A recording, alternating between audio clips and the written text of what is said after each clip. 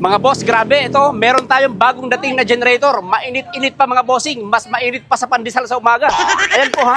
Meron po tayong Blackstone. Ayan, 10 kVA. Silent diesel generator. Lapit ka, pakita ko sa iyo ha. Ayan o. 100% copper heavy duty with ABR na po yan ha. Wow! Guys, ang Blackstone isa sa pinakamatagal na sa market po. Sa Philippine market, kilala po yan sa quality at saka sa tibay. Ano po? Nice. Ito po, kakarating lang. Ayan. May order agad sa atin. Order po ni Sir Alfredo Estrella. Papunta po yan ng Kanlubang. Diyan po sa Calamba, Laguna, mga boss.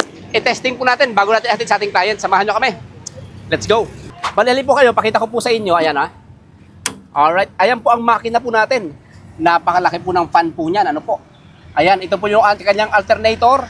At ito po yung kanyang makina. Andito po yung ating battery. Ito po yung ating tank. Again, diesel po yan. At ito po yung ating po mga specs po yan. Alright. 10 kVA po yan mga bossing. At ang hagandahan po yan, halip po kayo. Pagka nag-change oil naman po kayo, dito po tayo nag-change oil. Alright.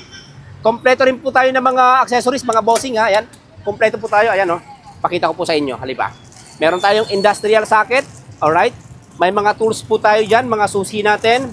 At yung ating manual po para po sa ating pong generator. At doon na tayo mga boss sa exciting part. Pakita ko sa inyo kung gaano ka quick start yung ating generator. Halip po kayo. Quick start po yan, napakabilis. Tingnan po ninyo. Ayan o. Kumandar agad yung ating generator. Wow! Lagyan natin ng konting load mga bossing. Oh, napaka-easy lang po sa ating generator. Alright. Pop na po natin. Halip po kayo.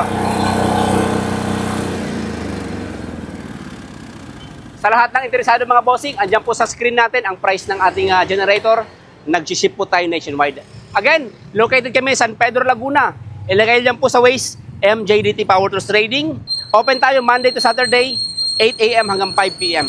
Again, this is MJ of MJDT Power Tools Trading. Hanggang sa muli. Alright.